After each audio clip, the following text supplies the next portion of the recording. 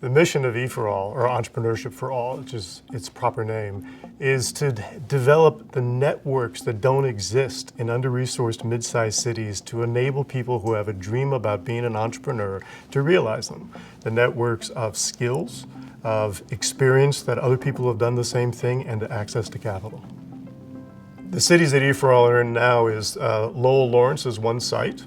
We're in Lawrence as a Spanish language program, unique in the country.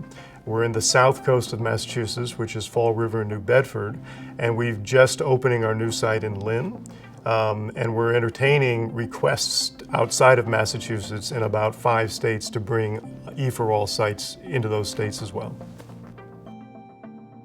When entrepreneurship began roughly 7 years ago, it was a project. It was a sandbox where a lot of experimentation took place. It took 2 to 3 years to figure out that it had an opportunity to make a real difference with grassroots entrepreneurship, going into the communities in these cities and attracting people who had ideas about starting a business or a nonprofit that they had in their minds, their ideas, and creating the opportunities for them to get feedback, to be heard, to get access to capital, to develop business skills, and to be coached by people who've had experience in this already.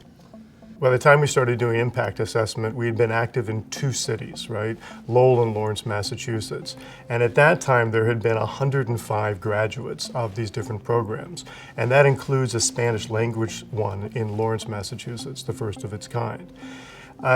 We've since, in the next year, which is the end of 2016, we had 174 graduates, and we'd done it in 3 cities, the 3rd city being the Fall River, New Bedford area in the south.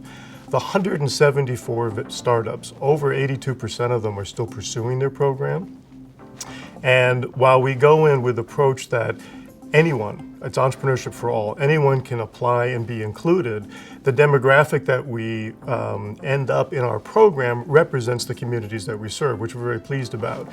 The success over time has been quite good. So if we added up at the end of 2016 all the revenues that these 174 have been able to achieve, and clearly it's the older ones that achieve the most revenues, it comes to over $5 million annually, which also has a payroll of over $3 million, nearly 200 full and part-time workers.